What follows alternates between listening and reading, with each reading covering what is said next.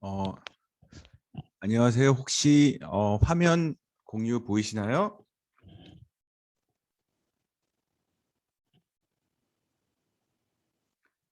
네, 그러면 그 한국 그 인공지능학회 인바이톡 섹션을 시작하겠습니다. 어, 저는 그 카이스트 인공지능 대학원에 근무 중인 신진우라고 하고요. 오늘 제가 발표드릴 내용은 셀프 슈퍼바이즈 비주얼 레프레젠테이션 러닝 관련해서 제가 최근 저희 연구실에서 뭐 출판한 논문들 세 편을 발표드리고 그 전에 이제 백그라운드 셀프 슈퍼바이즈 러닝에 대한 백그라운드를 말씀드리도록 하겠습니다. 혹시 중간에 질문 있으시면 채팅창으로 제가 계속 보고 있으니까 말씀해 주셔도 되고 아니면은 네, 스피커로 말씀해 주셔도 될 것 같습니다. 네, 마이크로. 네. 제가 오늘 다루는 주제는 그 셀프 슈퍼바이즈 러닝인데요. 그 간단히 그 모티베이션을 드리기 위해서 이제 좀 거창하지만 좀 인트로덕션 슬라이드를 좀 만들었고요. 그 저희가 이제 이렇게 AI 트렌드가 딥러닝으로 이제 바뀐 과거 10년을 한번 생각을 해보면 2010년도부터 2015년도에 있었던 가장 큰 이 분야의 이벤트는 결국 그 인공식량망이라고 불리는 딥뉴럴넷이 기존의 다른 그 머신러닝 모델들보다 성능이 뛰어나다. 뭐 이런 발견들. 근데 대부분 이제 이 당시는 이제 데이터를 주로 레이블된 데이터를 많이 썼고 이런 레이블된 데이터를 충분히 많이 우리가 트레이닝을 하면 지도학습으로 이런 뉴럴넷이 기존의 모델 사이즈가 점점 커지고 데이터 사이즈가 커지면서 기존의 머신러닝 어프로치들 아웃퍼포밍 할 수 있다. 그 대표적인 사례가 그 이미지넷 클래시피케이션 대회였던 것 같고요. 이 대회는 이제 일종의 그 영상 인식 관련 이제 챌린지인데 100만 장 이상의 트레이닝 데이터를 공개하고 각각의 데이터는 오른쪽과 같이 이렇게 레이블링이 돼 있고요. 이미지마다 에어플레인인지 카인지 퍼슨인지 그래서 그 기준으로 이제 총 1000개 카테고리가 있고 뭐 이제 클래시피케이션을 해서 이미지가 인풋이 이미지가 들어오면 클래시피케이션해서 그 기준으로 이제 순위를 매기고 2015년도 16년도에 이제 에러율이 3%, 탑5 에러율이 3% 정도 됐고 이게 보통 그 인간의 에러율보다 뛰어나다. 요런 이제 저희 사례들도 있었고요. 이런 사례들을 통해서 결국은 이제 결국 인공지능에 나아갈 길은 딥러닝, 딥뉴럴넷이 아닌가. 이런 이제 시기가 2010년도부터 2015년부터 있었던 것 같습니다. 그래서 그 이후로 이제 2016년도부터 2020년도의 가장 큰 트렌드를 생각해 보면 결국은 이제 모델을 점점 더 키우면 키울수록 더 잘 된다. 이런 발견이었던 것 같은데요. 이제 딥러닝 분야에서는 이제 스테이트 오브 아트 모델이 3, 4개월마다 2배씩 커진다. 이 얘기는 1년이면은 한 10배 커지는 얘기겠죠. 그래서 작년에 있었던 가장 그 AI 분야의 인공지능 분야에서 가장 큰 이벤트인 GPT-3 랭귀지 모델을 보더라도 이 사례를 보더라도 350 기가바이트의 메모리를 필요하고 한 번 트레이닝 하는데 10억 이상의 돈이 든다. 뭐 이런 어쨌든 점점 더 모델이 커지고 이런 게 트렌드인 것 같습니다. 근데 이제 모델이 이제 커지면 커질수록 이제 모델만 커져서 되는 건 아니고 그거에 해당하는 이제 데이터도 연료인 데이터도 많아져야 되겠죠. 근데 이제 일반적으로 뉴럴넷을 트레이닝 하다 보면은 이제 기본적으로는 이제 매뉴얼리 레이블된 데이터가 필요하는데 아무래도 이래 레이블링 코스트가 크게 되고 도메인에 따라서 이런 어떤 특별한 전문가의 널리지를 필요하게도 되고요. 그래서 이런 레이블링 데이터를 사이즈를 스케일업 하는 거는 이제 좀 비효율적이고 어려운 부분이 있어서 당연히 언레이블된 데이터로 이제 학습을 할 수 없을까? 이런 이제 트렌드가 최근에 특히 많이 있고 여러 가지 성공 사례들이 있었던 것 같고요. 이제 그 중에 하나가 이제 GPT-3죠. GPT-3도 이제 결국은 일종의 언레이블 그러니까 레이블을 하지 않고 그 전에 단어 그 전에 문장으로 다음 단어를 예측하는 그런 약간 일종의 비지도 학습 다시 말하면 이제 셀프 슈퍼바이즈 러닝을 했다 이렇게 볼 수도 있고요. 네, 그래서 제가 오늘 다룰 내용은 어떻게 하면 그 뉴럴넷을 레이블된 데이터 쓰지 않고 언레이블된 데이터로 트레이닝할 수 있을까? 이런 주제고요. 특히 약간의 영상 이미지, 특히 이미지에 많이 포커싱해서 제가 말씀드리려고 하는데요.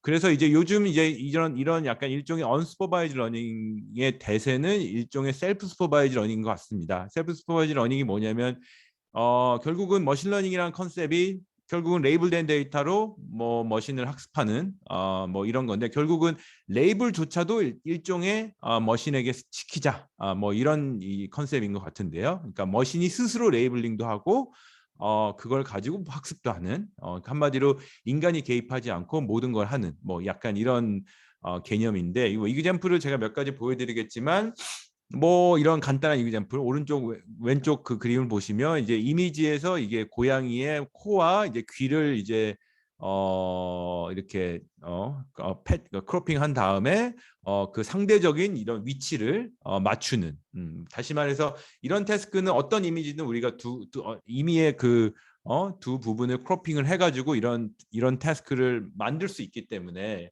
일종의 하나 둘셋 8개 클래시피케이션 8개의 그러니까 클래스가 8개 있는 클래시피케이션 문제를 이렇게 무한히 만들 수 있기 때문에 이미지만 있으면 뭐 일종의 인간의 개입 없이 레이블링을 만들어서 데이터를 만들어서 이게 학습을 시킬 수 있겠죠. 오른쪽 그림도 제가 뭐 나중에 또 설명드리겠지만 이런 이미지를 90도, 270도, 180도, 뭐 0도 이게 틀어가지고 이렇게 기계 모델한테 몇 도 틀어졌는지 맞춰봐. 뭐 이런 것들을 통해서 이제 모델을 뉴럴에서 학습시킬 수 있을 테고요. 그래서 뭐 최근에 이제 셀프 슈퍼바이즈 러닝의 발견이 이런 식으로 그러니까 약간 셀프 슈퍼바이즈 슈도 랩을 만들어 트레이닝을 해도 이런 약간 비주얼 언더스탠딩에 대한 하이 레벨 리프레젠테이션을 배울 수 있다. 이런 파인딩이 많이 있었던 것 같고요. 그런 거에 대한 이제 몇 가지 중요한 사례들을 제가 설명드리겠습니다. 저희 연구를 소개드리기 앞서서. 예.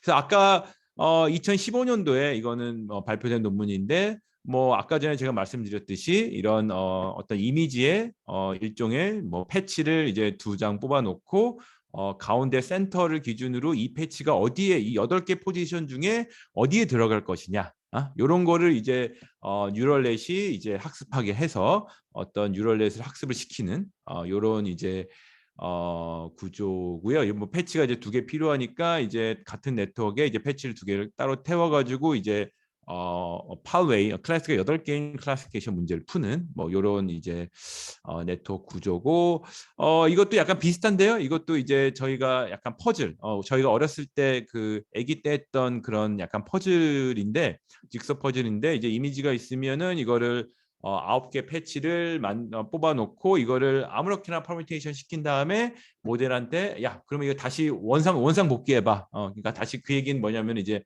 어떤 퍼뮤테이션이 적용됐는지 맞춰봐. 뭐 그런 거를 이제 모델한테 시키면은 자동으로 걔가 트레이닝이 되고 트레이닝을 할 수 있고 기존의 슈퍼바이저 러닝 하듯이 그러면서 이제 레프레젠테이션 러닝이 되는 뭐 그런 구조고요. 좀 더 구체적으로 보면은 이렇게 8개 패치를 만들고 그걸 막 퍼뮤테이션 시킨 다음에 네트워크를 shared weight 네트워크를 태워서 결국은 클래시피케이션 하는데 이제 총 이제 퍼뮤테이션 개수가 9 팩토리얼 개만큼 너무 많기 때문에 그걸 다 하진 않고 이제 그 중에 한 뭐 100개 이렇게만 뽑아가지고 100개 중에 뭐 여기 64개를 뽑았네요. 64개 정도만 특정 퍼뮤테이션을 뽑아서 그 64개 중에 어떤 퍼뮤테이션이 적용되는지 맞춰봐. 이런 식으로 뭐 하는 뭐 그런 태스크를 이제 직소 퍼즐이라고 하고요. 이게 원리는 저희가 어렸을 때 했던 퍼즐과 비슷한 얘기입니다. 네, 그래서 이걸 좀 응용한 버전은 뭐 예를 들면은 패치 중에 퍼즐 중에 하나를 아예 그냥 날려버리고 그 날린 부분까지 한번 네가 맞춰봐. 뭐 이런 거를 저희가 셀프 슈퍼바이즈 태스크를 디자인할 수도 있을 것 같고요. 이미지에서뿐만이 아니라 이제 비디오는 이제 시간축이 있으니까 그거까지 고려해서 이제 스페이스와 이게 스페이스는 이미지 축이 이거 타임축을 고려해서 좀 더 복잡한 이런 퍼즐 게임을 만들면 이제 비디오 레프레젠테이션이 된다. 뭐 이런 이제 응용도 후속 연구도 있었던 것 같습니다. 그리고 제가 아까 전에 말씀드렸듯이 로테이션 이미지가 들어오면은 이거를 총 0도, 90도, 180도, 270도를 로테이션 시킨 다음에 이제 그 네트워크로 하여금 어떤 각도로 이제 로테이션 됐는지 맞춰봐. 아주 되게 간단한 아이디어인데 이게 실제로 해보면은 이런 직소 퍼즐이나 아까 제가 말씀드렸듯이 이런 것보다 훨씬 더 잘 된다. 그러니까 훨씬 더 간단하면서도 훨씬 더 잘 되고 해서 이제 이게 간단한 방법이라서 사실은 이제 이런 다양한 세미 슈퍼바이즈 러닝이든지 아니면은 제너레이티브 어드버서럴 네트워크이든지 아니면 도메인 다양한 분야에 많이 적용을 돼서 성능을 올리는 데 기여한 왜냐하면 레이블링이 필요 없고 이런 셀프 슈퍼바이저 레이블 수도 레이블을 만들 수 있기 때문에 그리고 아주 쉽게 만들 수 있기 때문에 다양한 분야에 적용이 되었던 역사적인 지금도 많이 활용되고 있는 태스크 셀프 슈퍼바이저 태스크 중에 하나고요. 그리고 이제 또 한 가지 사례는 이렇게 이미지를 주고 이 가운데 부분을 이렇게 마스킹 시킨 다음에 그걸 한번 맞춰봐. 그래서 이렇게 이제 인코더 약간 디코더식으로 약간 오토 인코더 느낌으로 이렇게 네트워크를 디자인해서 이런 거를 트레이닝을 하면 이런 특히 인코더 부분이 의미 있는 비주얼 리프레젠테이션 배울 수 있다. 이런 이제 연구도 있는 것 같고요. 약간 테크니컬한 디테일은 조금 더 이거를 학습을 좀 잘 시키기 위해서 어쨌든 일종의 약간 이미지 제너레이션 컨디셔널 이미지 제너레이션 타스크이기 때문에 여기다가 제너레이티브 어드버서럴 겟 로스를 좀 넣으면은 조금 더 좋더라. 예를 들면 이게 인풋이 들어오면은 이제 인간은 이런 식으로 색칠하고 약간은 이제 제너레이티브 어드버서럴 네트워크까지 추가하면은 조금 더 그럴듯하게 색칠을 하고 색칠이 잘 됐다는 얘기는 뭔가 얘가 좋은 레프레젠테이션을 배웠다. 이렇게 볼 수 있겠죠.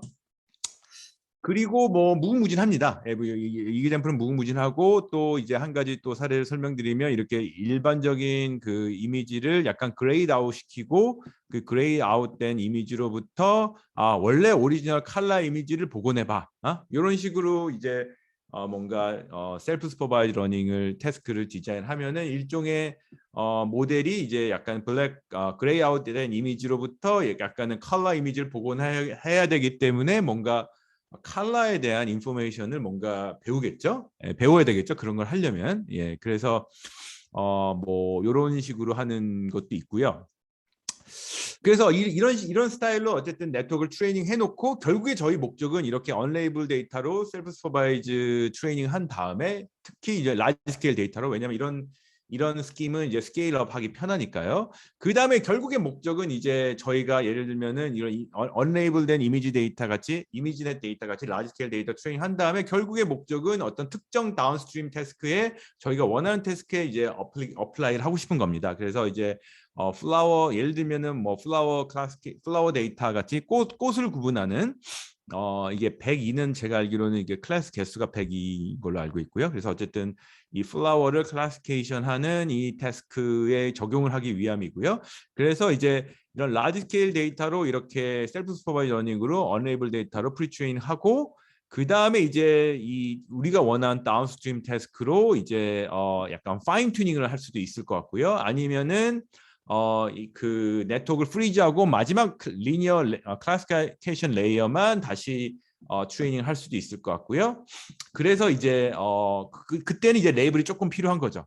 근데 이제 플라워 데이터를 그 다운스트림 태스크에 필요한 레이블은 이제 이미지 데이터의 개수는 이제 몇 장 안 돼도 이 그 셀프 슈퍼바이즈 트레이닝이 잘 됐으면은 높은 성능이 나온다. 이게 이제 셀프 슈퍼바이즈 러닝의 골자라고 보시면 될 것 같습니다. 네.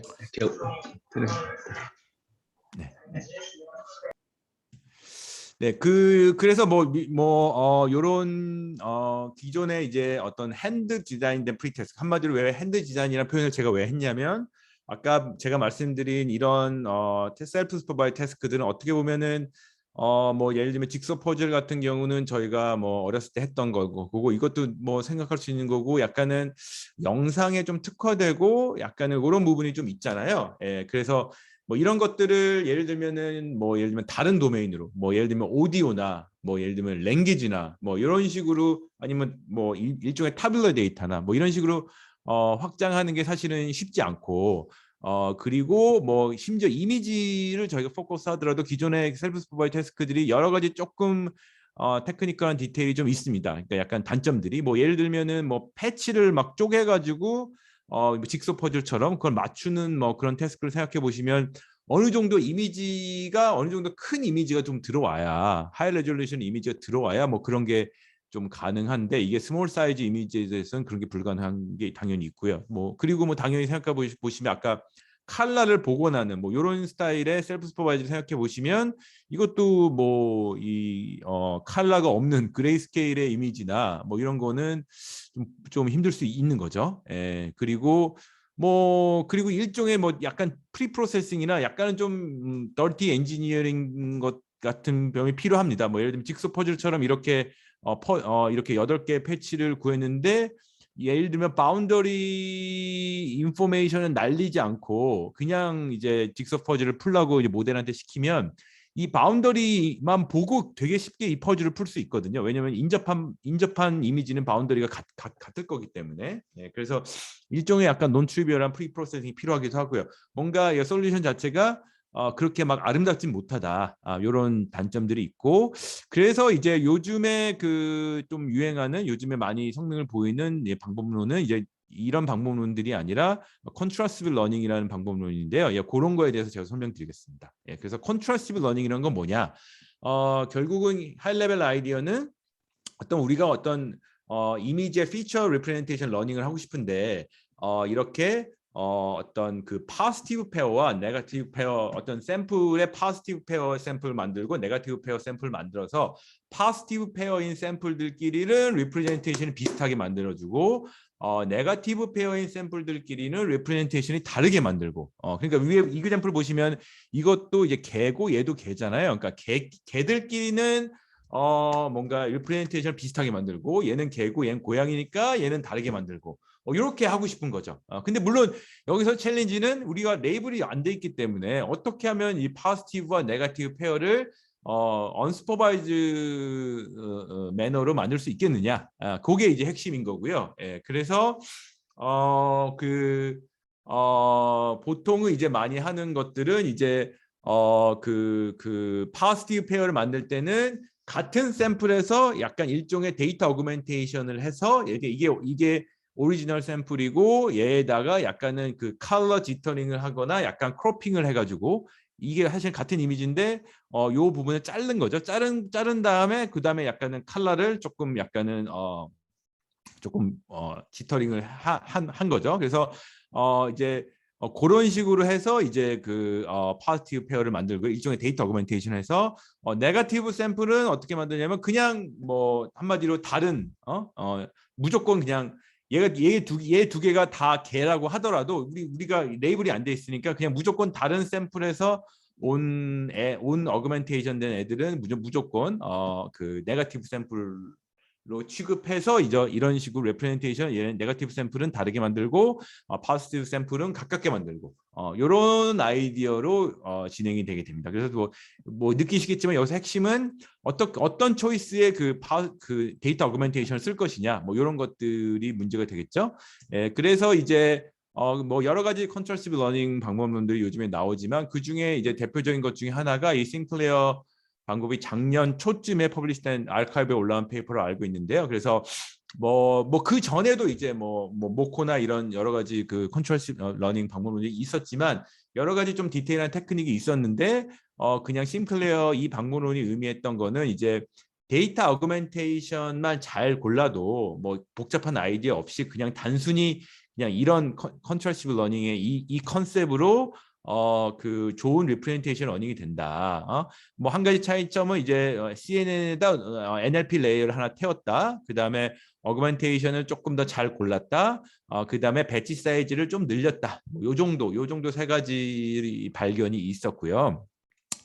그래서 뭐 그 이후에도 뭐 여러 가지 방법론들이 계속 나왔는데 뭐 모코도 뭐 버전 1이 있고 버전 2가 있고 버전 3 뭐 여러 가지 논문이 나왔는데 뭐 여러 가지 한 가지 단점 중에 하나가 그 이런 방법 컨트라스티브 러닝의 단점 중에 하나가 저희 레이블이 없다 보니까 무조건 다른 샘플에서 오는 이런 페어들은 무조건 네거티브 샘플로 씁니다. 근데 여기서 보시면 아시겠지만 얘도 개고 얘도 개인데 얘 두 개의 레프레젠테이션을 저희는 어쨌든 다른 이미지이기 때문에 무조건 다르게 하거든요. 예, 그래서 이게 사실은 맞지 않은 걸 수도 있잖아요. 왜냐하면 개들끼리는 이미지를 가깝게 하고 사실은 개가 아닌 애들은 뭐 당연히 멀게 해야 되겠지만 뭐 개고 개가 아닌 애들은 그래서 이런 네거티브 페어에 대한 일종의 레이블 로스가 있을 수 있기 때문에 또 어떤 어프로치들이 이런 네거티브 페어를 쓰지 않고 이런 포지티브 페어만 쓰는 이런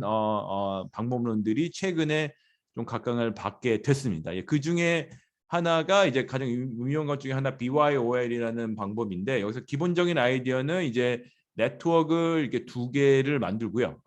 밑에 네트워크는 일종의 약간 모멘텀 네트워크라고 위에 네트워크의 일종의 밑에 보시면은 위에 네트워크를 학습을 하고 위에 네트워크의 일종의 그 무빙 에버러지로 웨이트를 이제 학습하게 되는. 다시 말해서 위에 네트워크는 약간 스토캐스틱 그레디언트로 백 프로파게이션해서 학습을 하고 밑에는 위에 네트워크의 일종의 그 무빙 에버러지로 웨이트를 받아서 하는 뭐 그런 이제 개념이고요. 그래서 어쨌든 네트워크 두 개가 있고 얘를 이제 인풋이 들어왔을 때 얘한테 다른 어그멘테이션 이미지를 주고 그 다음에 이제 얘네들을 서로 가깝게 만드는 그런 로스를 이렇게 만드는. 그래서 한마디로 이렇게 네거티브 페어 없이 포지티브 페어로만 어쨌든 피처를 땡기는 그런 구조밖에 없고요. 다만 이제 이런 일종의 그 정보의 논시메트리시티, 다시 말해서 얘는 백프로브로 학습이 안 되고 일종의 모멘텀 네트워크이고 얘는 이제 백프로브 학습되고 이렇기 때문에 얘가 아주 그 트리비얼한 솔루션이 만들어질 수 있거든요. 왜냐면은 모든 인풋을 그냥 같은 피처로 리프레젠테이션 러닝을 해버리면은 그냥 사실은 로스가 제로가 돼 버리는데 그런 걸 피하기 위해서 이런 식으로 조금 약간 디자인을 했다. 이렇게 뭐 스탑 그레디언트라는 얘기는 얘는 이제 그레디언트가 흐르지 않고 그냥 이런 모멘텀 느낌으로 그냥 무빙 에버러지로 업데이트가 된다. 이런 식으로 이렇게 보시면 될 것 같습니다. 그래서 어쨌든 핵심은 포지티브 페어만 가지고 학습을 했다. 그렇기 때문에 가질 수 있는 장점이 여러 가지가 있는데 배치 사이즈가 늘어남에 좀 더 로버스트한 경향이 있고요. 왜냐하면은 네거티브 배치 사이즈 기존의 심클레어에서 네거티브 배치 사이즈를 키워야 됐던 이유는 배치 사이즈를 키워야 네거티브 페어가 많아지고 그 네거티브 페어를 많이 봐야 얘가 성능이 많이 나왔는데 포지티브 페어 온리 메소드 이런 메소드들은 이제 그런 이슈가 없기 때문에 그 배치 사이즈를 뭐 이렇게 크게 늘리지 않아도 성능이 나오고 어그멘테이션의 초이스에 대해서 좀 더 로버스트하고 뭐 그런 여러 가지 장점들이 있습니다. 그래서 그 당시 슈퍼바이즈로 이제 레이블 이미지 데이터 기준 슈퍼바이즈로 학습을 하면은 76.5% 같은 네트워크에서 76.5% 애큐러시가 나왔는데 이제 이렇게 레이블을 하나도 안 썼음에도 불구하고 거의 비슷한 74.3% 애큐러시가 나왔다. 뭐 지금은 아마 거의 비슷할 겁니다. 이 연구도 이제 작년 연구라 지금은 아마 스테이트 오브 아트 애큐러시가 거의 이제 슈퍼바이저 애큐러시를 거의 따라잡았다. 이렇게 보시면 될 것 같고요.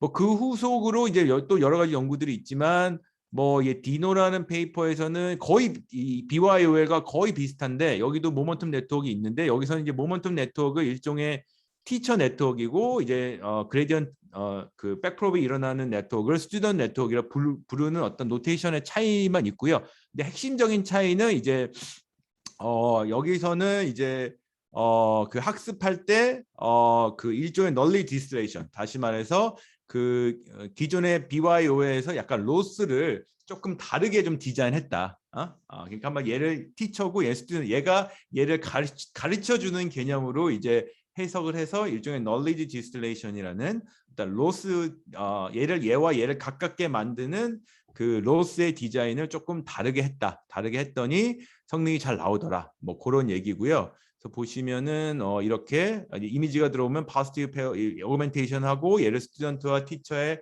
통과시켜서 그 피처들을 가깝게 만들고요.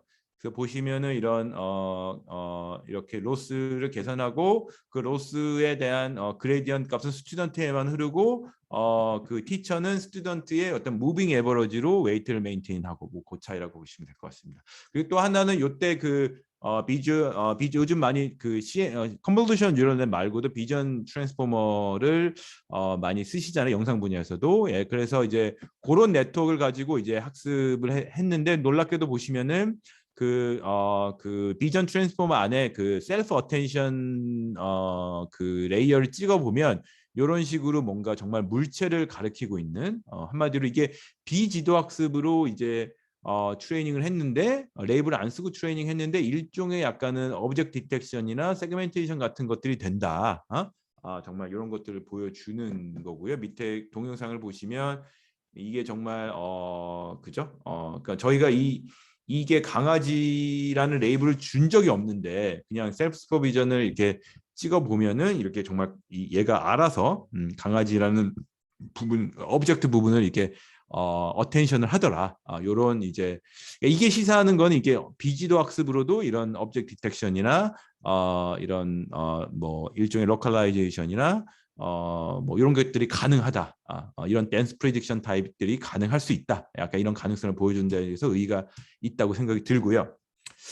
네, 그래서 이제 남은 이제 30분 동안은 저희 연구실에서 최근 유립스나 아이클레어에 했던 연구들을 짧게 소개해드리도록 하겠습니다. 근데 기본적인 아이디어들은 사실 너무나 간단해서 제가 그 부분에 집중해서 어떤 핵심적인 문제들이 기존 연구들에 있었고 그것들을 저희가 어떻게 해결했는지 그런 거에 초점을 맞춰서 저희가 말씀드리도록 하겠습니다. 예, 그래서 이거는 아직 물론 유립스가 아직 12월 달에 있으니까 아직 뭐 퍼블리시된 내용은 아닌데요. 일단은 12월 달에 아마 발표될 내용이다. 그리고 논문 드래프트는 아마 아카이브도 있고 아마 유립스 홈페이지도 있을 겁니다. 네, 그래서 아마 혹시 관심이 있으시면 유립스 홈페이지 가셔서 지금 아마 드래프트를 받아보실 수 있는 거로 제가 알고 있고요.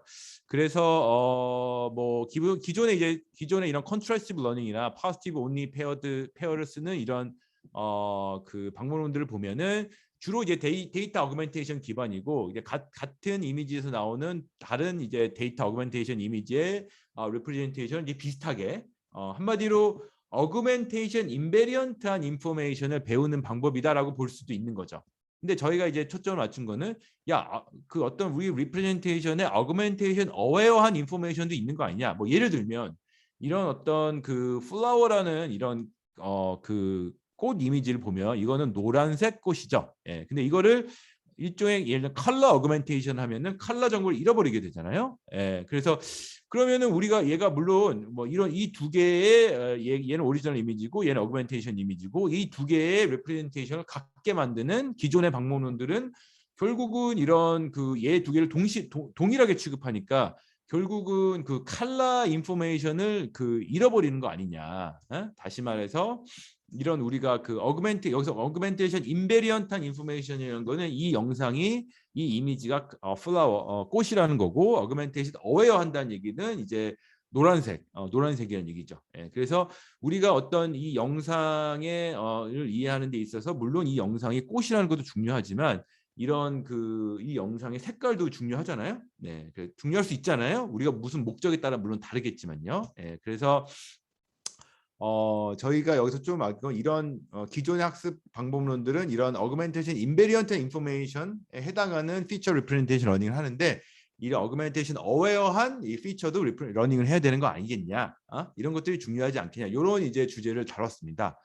그래서 뭐 좀 더 이거에 대한 모티베이션을 드리기 위해서 예를 들어서 이제 이런 그 꽃과 이런 꽃에 대한 다음과 같은 어그멘테이션을 생각해 보시면 우리가 이 컬러일 때는 이 꽃들을 쉽게 구분할 수 있는데 이 컬러를 날려버리면 이 어그멘테이션을 해버리면은 컬러 없이는 이 꽃을 우리가 눈으로 보기에도 구별하는 게 약간 헷갈릴 수 있잖아요. 예. 그래서 특히나 그죠? 어떤 꽃이 노란색이냐 이건 사실 알기 힘드니까. 예. 그래서 그 저희가 한 거는 이런 어그멘테이션 인베리언트 기존의 셀프 슈퍼바이즈 러닝 했던 어그멘테이션 인베리언트 인포메이션도 물론 중요하지만 이런 어그멘테이션 어웨어한 인포메이션도 동시에 우리가 킵해야 된다.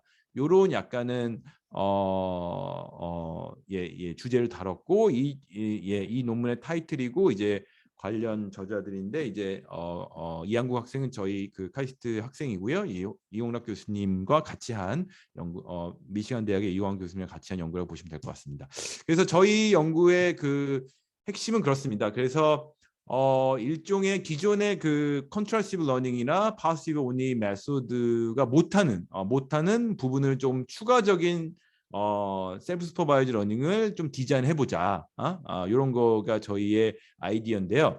그래서 한마디로 어그멘테이션 어웨어한 인포메이션을 우리가 얻고 싶으니까 그러면 어그멘테이션 파라미터를 어그멘테이션 샘플로부터 예측을 한다면 우리가 이런 목적을 달성할 수 있지 않겠냐. 이런 이제 아이디어고요. 그래서 어그멘테이션 파라미터라는 게 뭐냐면 이런 이미지로부터 예를 들면 랜덤 크로핑을 한다면은 랜덤 크로핑을 하려면은 이제 이 크롭된 이미지가 이 그 x, y 그 좌표가 필요하겠죠. 그러니까 센터가 어디고 센터 좌표가 필요하고 width와 height가 있어야 되겠죠. 네, 그게 이제 어그멘테이션 파라미터고요.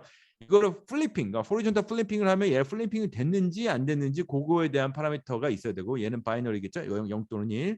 그다음에 컬러 지터링을 하려 그래도 여러 가지 그 네 가지 파라미터가 이제 뭐 브라이트니스나 컨트라스트나 뭐 이런 걸 정해야 되는 네 가지 파라미터가 필요하고 가우시안 블러링을 하려 그래도 얘를 얼마나 가우시안 블러링을 해야 되느냐 그거에 대해 조절을 해야 되니까 그거에 대한 파라미터가 이제 필요하겠죠. 예, 그래서 저희의 아이디어는 뭐냐면 이렇게 기존의 컨트라스티브 러닝이나 방법론들이 이렇게 인풋 이미지를 받으면은 이거 어그멘테이션을 하잖아요. 기존의 방법론들이 그러면 그 피처를 가지고 그 피처를 콘캐티네이션해서 얘의 첫 번째 이미지에 적용된 어그멘테이션 파라미터 W1과 두 번째 이미지에 적용된 파라미터 W2의 차이를 예측하게 만드는 셀프 슈퍼바이즈 태스크를 디자인했습니다. 그런 다음에 기존에 이제 중요한 점은 기존에 이제 뭐 심클레어나 모코나 BYOL이나 심시암이나 같은 기존의 컨트라스티브 러닝이나 비주얼 리프레젠테이션 러닝을 하는 방법론들은 그대로 돌아가고 거기다가 추가적으로 이런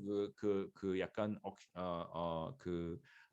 멀티태스크 느낌으로 그 어그멘테이션 어웨어 한 이런 태스크를 저희가 추가적인 로스를 달아줬다. 이렇게 보시면 될 것 같고요. 근데 이게 기존의 프레임워크에 그냥 얻는 구조고 그래서 거의 컴퓨테이셔널 코스트가 거의 없이 트레이닝 할 때도 그렇고 테스팅 할 때도 그렇고 거의 에디셔널한 코스트 뭐 한 1% 이하의 0. 몇 % 수준으로 거의 이제 그 코스트 없이 이제 할 수 있는 방법이고요. 그래서 기존의 뭐 싱클레어나 모코나 BYO나 어떤 그 방법론에도 이제 다 적용할 수 있는 뭐 그런 스킴이라고 보시면 될 것 같습니다. 네. 이게 사실 이게 전부입니다. 이게 전부고 그래서 이게 정말 이제 저희가 여러 가지 이제 애널리시스를 논문에서 좀 했는데요. 과연 정말 이게 정말 우리가 원하는 대로 어그멘테이션 어웨어한 정보를 이게 정말 키핑하느냐. 그래서 뭐 예를 들어서 이런 실험을 저희가 해봤는데 이제 컬러 어그멘테이션 할 때 컬러 스트렝스를 이렇게 계속 늘려봤습니다. 파라미터를 이제 0.25부터 2까지 계속 늘려. 이 얘기는 뭐냐면은 컬러 어그멘테이션 스트렝스를 늘려가지고 예를 들면 컨트라스티브 러닝을 하면은 점점 그렇게 배운 피처 리프레젠테이션은 이런 컬러 정보를 점점 잃어가겠죠. 그래서 보시면 아시겠지만 이 심시암이라는 그 컨트라스티브 러닝 방법론들의 성능이 계속 낮아진다. 이런 걸 보실 수 있죠. 왜냐하면은 이제 컬러 어그멘테이션 길이를 세게 했고 그리고 얘를 어디다 이발루에이션 했냐면은 얘를 이제 그 플라워 데이터, 그 꽃을 클래시피케이션하는 데이터에 저희가 성능 측정을 해봤을 때 계속 이제 꽃을 구분할 때는 당연히 그 컬러 인포메이션이 중요하니까 계속 이제 내려가는 걸 보실 수 있고요. 그에 반해서 저희 방법, 저희 어그셀프라는 저희 방법을 심시험에 추가했더니 그런 현상이 조금 완화된다. 뭐 그런 얘기고요.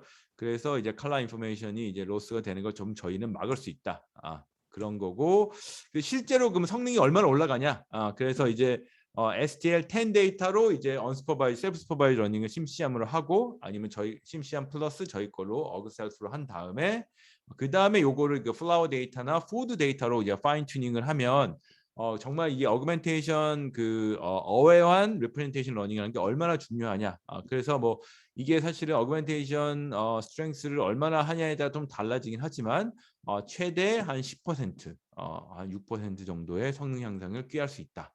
이런 메시지를 얻었고요. 그래서 이걸 좀 더 다양하게 저희가 그 이미지넷으로 프리트레이닝한 네트워크, 그 다음에 STL로 프리트레이닝 네트워크, 그거를 이제 다양한 사이파 10과 그 다음에 사이파 100, 그 다음에 뭐 다양한 푸드, MIT 67, 팻 뭐 이런 데이터에 이제 저희가 파인 튜닝이나 이런 걸 했을 때 공통적으로 저희 방법론들을 적용한 뒤에 파인 튜닝을 하면은 훨씬 더 성능이 오르더라. 이런 거를 저희가 발견했고요. 물론 여기 보시면은 사이파 10 같은 경우는 성능 향상이 다른 거에 비해서 조금 마진을 합니다. 이 얘기는 뭐냐면 사이파 10 데이터 같은 경우는 아구멘테이션 어웨어한 인포메이션이 별로 그렇게 중요하지 않을 수 있다는 얘기죠. 하지만 뭐 예를 들면 플라워나 뭐 이런 데이터셋이나 뭐 보시면 이제 데이터셋에 따라서 성능 향상이 많이 있는 데이터셋들이 있고요. 이 얘기는 이제 그런 데이터셋들에서는 정말 이런 어그멘테이션 어웨어한 인폼이 중요한 데이터. 그래서 물론 이제 데이터셋마다 다운스트림 태스크에 따라서 물론 성능 향상의 폭은 달라질 수 있지만 in overall 뭐 쓰는 게 무조건 뭐 거의 일반적으로 좀 좋다 많은 경우에 그런 메시지를 저희가 줬었고요. 그 다음에 이제 뭐 저희가 이것뿐만이 아니라 약간 퓨샷 태스크. 그래서 데이터가 몇 개 없을 때 그 3 퓨샷 태스크란 얘기는 이제 각 클래스마다 데이터가 3장밖에 없을 때 이렇게 이런 식에서 실험을 했었고요. 이런 데서도 이제 심시암이나 모코나 어느 슈퍼바이즈 러닝에서도 이제 심지어 저희가 그냥 슈퍼바이즈 트레이닝 할 때도 저희 거를 그냥 그대로 쓸 수 있습니다. 예, 그래서 심지어 그런 세팅에서도 항상 성능의 향상을 가져다 준다. 뭐 이런 실험들을 했었고요. 네.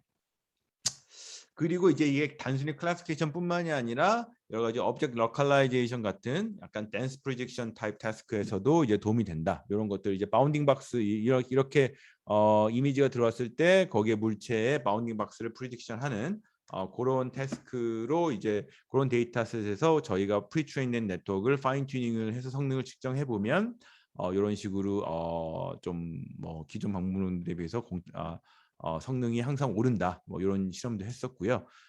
그 다음에 약간은 이미지 리트리벌 태스크도 했었는데요.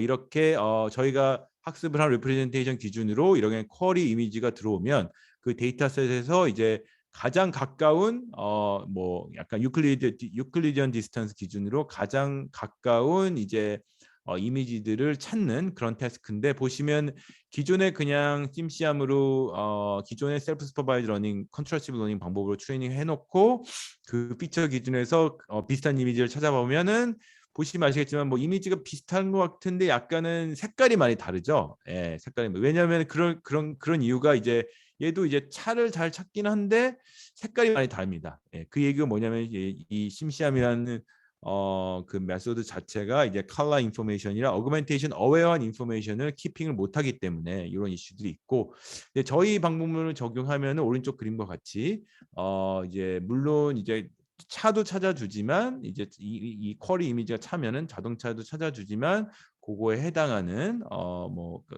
뭔가 그 색깔도 맞춰서 이렇게 찾아주는 뭐 이런 것들을 그러니까 저희가 원하는 대로 이렇게 피처가 리프레젠트 됐다. 이렇게 보실 수 있을 것 같습니다. 네. 여기까지고요. 예, 두 번째 연구도 이번 유립스에 발표될 연구인데 이것도 짧게 제가 기본적인 아이디어에 대해서 설명드리겠습니다. 어쨌든 이제 저희가 항상 그 컨트롤시브 러닝이나 그 어떤 연구든 어떤 기존 연구들에 대해 단점을 저희가 극복을 하는 연구일 텐데요. 그래서 어떤 점을 이 연구에서는 저희가 어떤 그 기존 연구의 단점들을 저희가 지적했냐면 이렇게 보통의 기존의 그 컨트롤시브 러닝 방법론들이 이제 이미지가 있으면 이 이미지에 이제 크로핑을 이렇게 해서 그 크로핑된 그 부분들의 피처 리프레젠테이션을 가깝게 만드는 그런 이제 방법론들인데 보시면은 이게 언제 문제가 될 수 있냐면 이렇게 그 이미지에 물체가 2개 있는데 내가 이렇게 그 길인 부분을 크로핑하고 얘가 얼룩만 부분을 크로핑했으면 분명히 얘네는 서로 다른 물체잖아요. 근데 그거에 대한 피처를 가깝게 만들어 버리면 문제가 될 수 있잖아요. 왜냐면은 얘는 분명히 다른 애인데 다른 애를 가깝게 만들어야 되니까. 예, 그래서 한마디로 이런 멀티 오브젝트를 이게 내추럴한 이미지나 우리가 인더 와일드에서 얻을 수 있는 뭐 그런 이미지에서 이런 경우들이 많을 텐데 이게 약간 문제가 될 수 있다.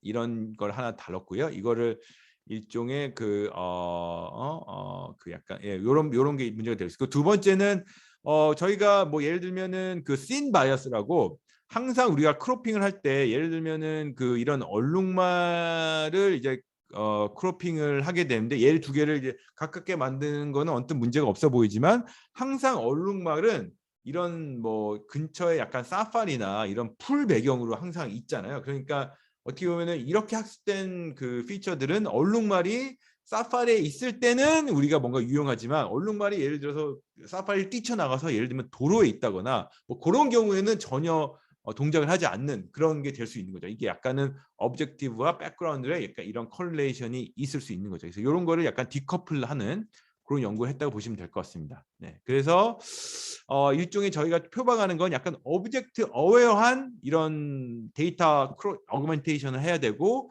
그런 데이터 어그멘테이션 기반으로 뭔가 기존의 그 컨트라스티브 러닝이나 그런 파스티브 온리 방법론들을 다시 재발견해야 되는 거 아니냐, 이런 이제 얘기를 했고요. 예, 그래서 뭐 제가 저희 연구에서 뭐 어떤 얘기를 그래서 뭐 어떤 구체적으로 어떤 어그멘테이션을 썼는지 말씀드리려고 하는데, 이제 어쨌든 기본적으로 오브젝트 어웨어한, 한마디로 이런 식으로 우리가 랜덤 크로핑을 하기 때문에 문제가 생기는 거고, 만약에 우리가 정말 이 기린의 위치를 찾을 수 있다면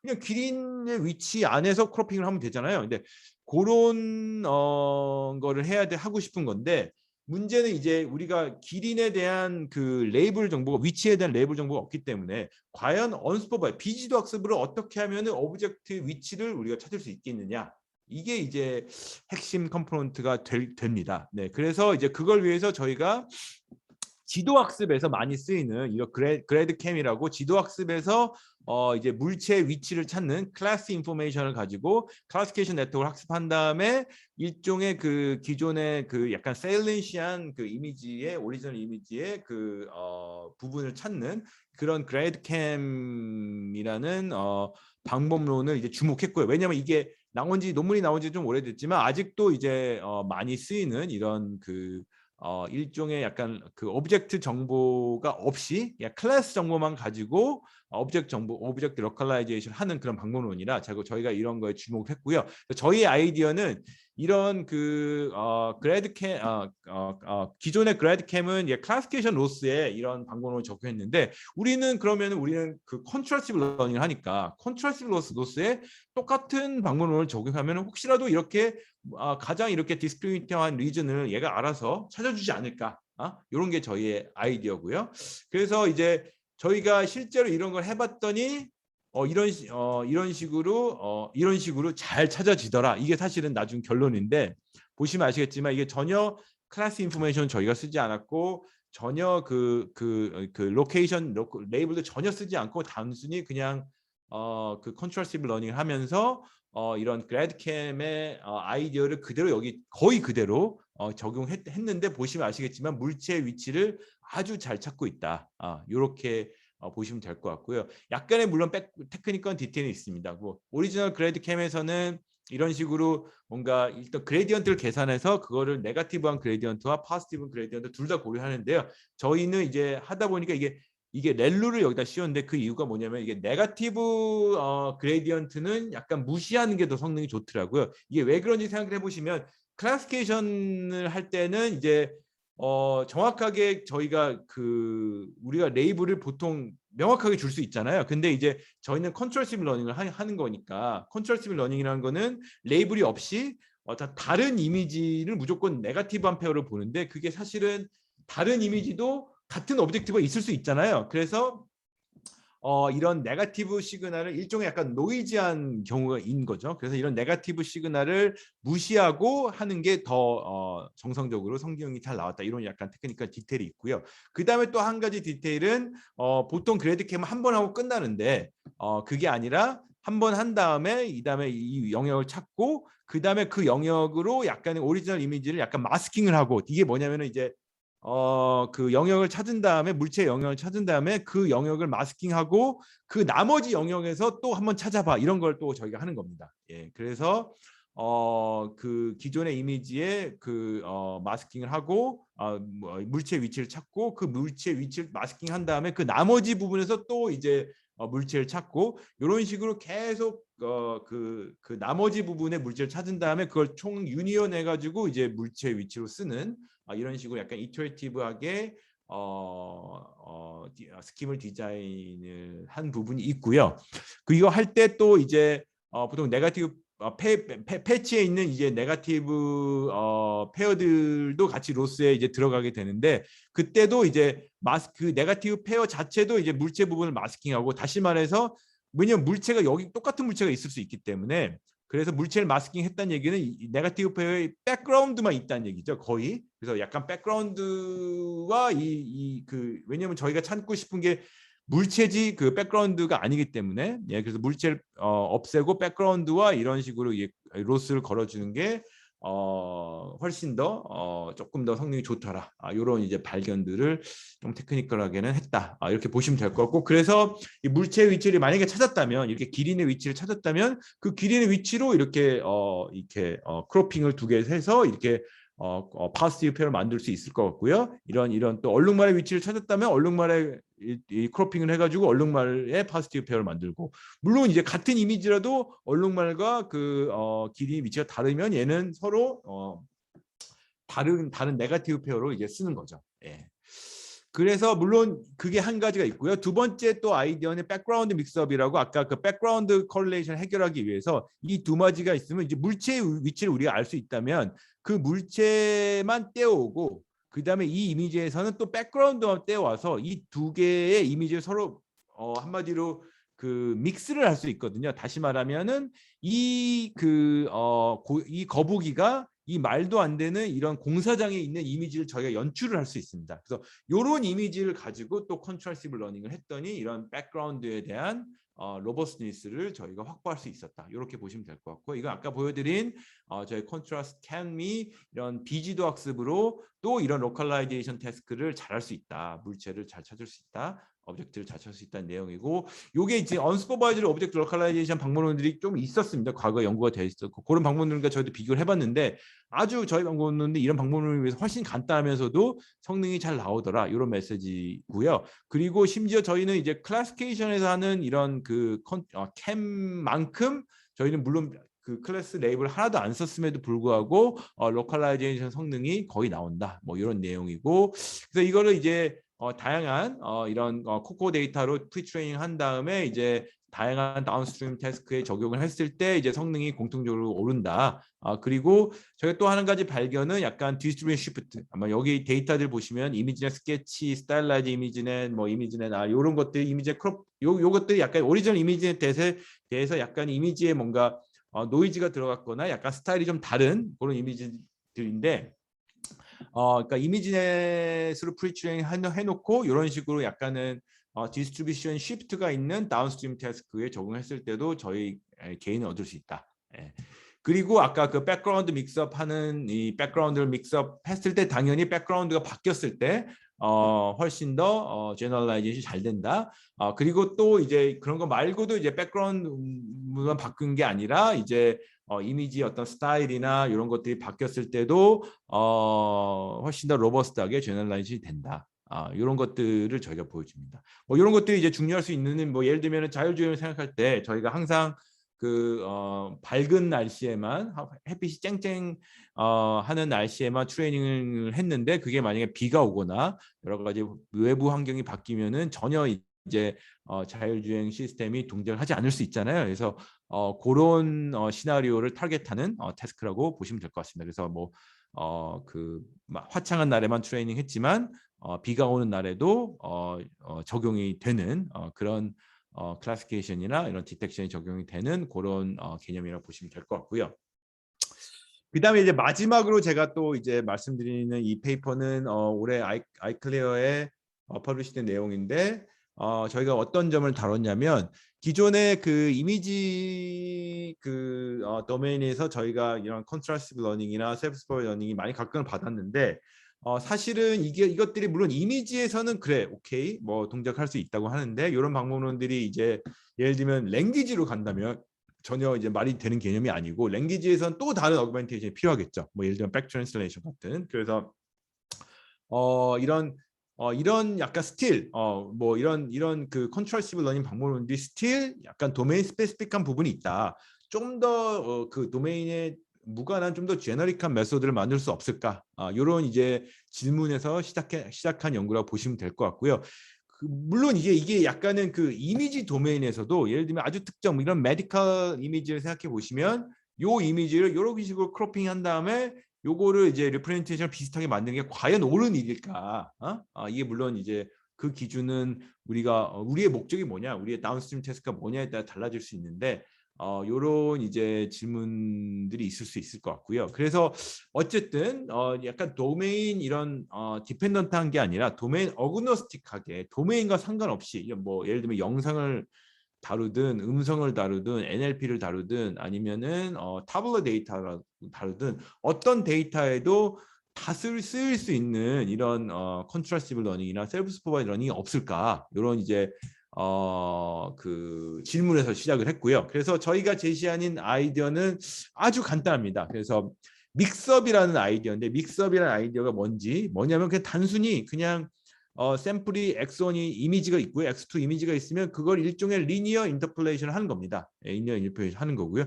이 연구는 또 현재 그 아마존에 근무 중인 이기복 박사님과 그리고 그 이용락 교수님이랑 같이 한 연구를 보시면 될 것 같고요. 네. 그리고 이 연구는 그래서 결국은 그 도메인 어그노스틱한 어그멘테이션을 저희가 만들고 싶은 건데 왜냐하면 이게 일종의 믹스업이라는 게 물론 아주 단순한 그 두 개의 이미지를 이게 섞는 개념이긴 하지만 이것도 어떻게 보면 일종의 아주 단순한 도메인 어그멘테이션이 볼 수 있잖아요. 보는 각도에 따라서. 그래서 만약에 저희가 어그멘테이션이 없다면은 우리가 뭘 할 수 있냐면은 이게 어그멘테이션을 못 하니까 이런 고양이와 이런 이미지와 이런 본인 스스로를 이제 파지티브로 만들어야 되고 다른 이미지를 네거티브로 만들어야 되는데 보시면 아시겠지만 이게 너무 트리비얼하잖아요. 이게 같은 이미지를 파지티브로 만든다는 얘기는 네트워크가 더 이상 배울 게 없는 거거든요. 그래서 이렇게 트리비얼한 그러니까 어그멘테이션이 없으면 사실은 이런 컨트롤시브 러닝을 하기 힘든데 저희가 이렇게 믹스업으로 이렇게 이런 두 개의 이미지를 0.5, 0.5만큼 섞은 다음에 이 이미지에 대해서 얘랑은 0.5만큼 파지티브하고 얘는 0.5만큼 파지티브한 거야. 이런 식으로 이제 태스크를 디자인했습니다. 예. 이거는 어떻게 보면 이런 트리비얼한 태스크에 비해서 약간 논 트리비얼한 태스크가 될 수 있고요. 물론 네거티브 그 다른 샘플에 대해서는 이건 네거티브로 보고요. 그래서 구현도 이게 물론 이게 0.7, 0.3으로 섞었으면은 얘를 0.7만큼 가깝게 파지티브고 얘를 0.3만큼 파지티브야.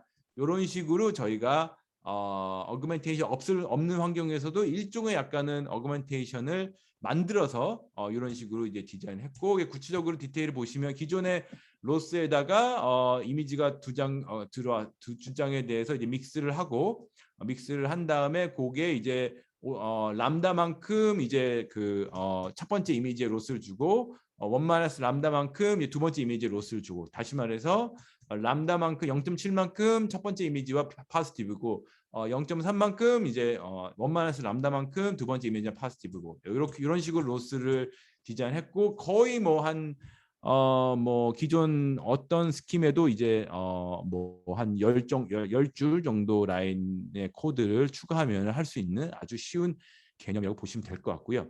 그래서 그거를 이제 저희가 이런 사이파나 이런 스피치 데이터, 영상 데이터, 그다음에 뭐 스피치 데이터, 그다음에 이런 타블러 데이터에 저희가 적용을 했을 때 이런 데이터에 대해서는 이제 어그멘테이션이 없을 수도 있고 어그멘테이션 찾기 힘들 수도 있는데 이렇게 어그멘테이션이 없는 환경에서도 저희 걸 적용하면은 저희 걸 적용하지 않았을 때는 47인데 저희 걸 적용해서 83% 애큐러시가 나온다는 얘기는 이제 어그멘테이션이 없는 환경에서도 이렇게 어느 정도의 컨트라스티브 러닝의 성능을 뽑을 수 있다. 그 다음에 어그멘테이션이 있는 환경, 도메인 스페시픽 어그멘테이션이 있는 환경에서 물론 추가적으로 저희 아이디어를 쓸 수 있겠죠. 예, 그랬을 때도 추가적인 성능 향상이 있다. 물론 당연히 어그멘테이션이 도메인 스페시픽 어그멘테이션이 있기 때문에 당연히 성능, 절대적인 성능이 더 높게 나올 수 있는 거고요.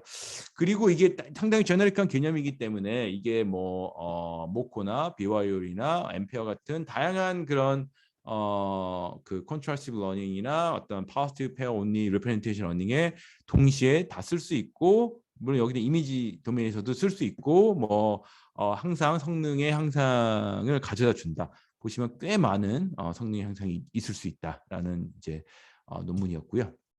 그렇습니다. 제가 오늘 준비한 내용은 여기까지고요. 정리를 해보면 최근 그 라지 스케일 모델들이 이제 많이 각광을 받으면서 그 라지 스케일 모델들을 또 학습을 하려면 이제 비지도 학습의 방법론, 특히 그 중에 셀프 슈퍼바이즈 방법론들의 그 중요성이 물론 영상 분야뿐만이 아니라 다양한 분야에 대두가 되고 있는데요. 이제 영상 분야에서는 이제 컨트라스티브 러닝과 그거에 해당하는 이제 어그멘테이션이 핵심이다. 그래서 어그멘테이션 해서 그걸로 인해 파지티브 페어를 만드는 거니까 컨트라스티브 러닝이.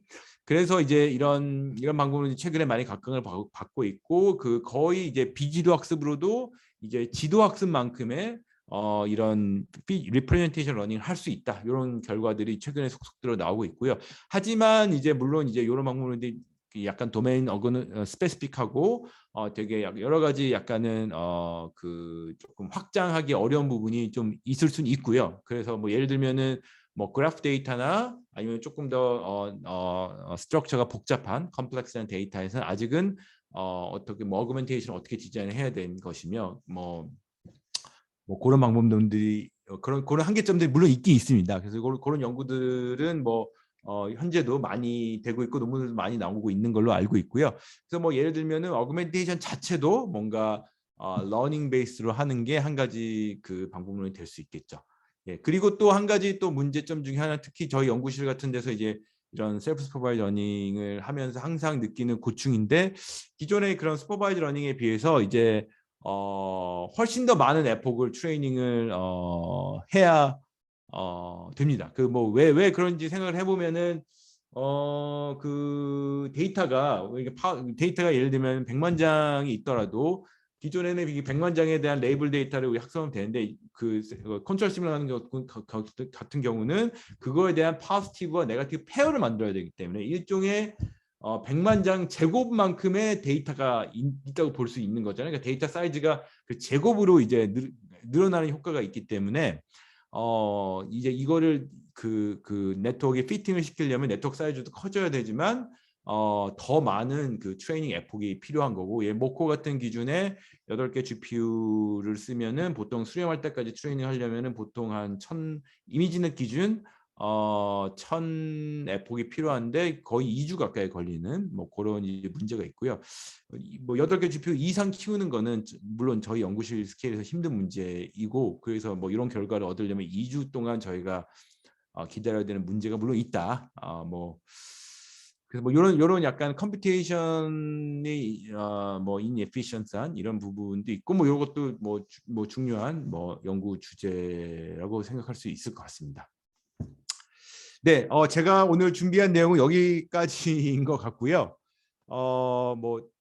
많은 분들이 들어주셔서 감사드리고, 혹시 질문이 있으시면 채팅창에 남겨주시면 제가 답변을 드리고, 없으시면 좀 기다려서 없으시면 제 세션은 이만 끝내도록 하겠습니다. 네.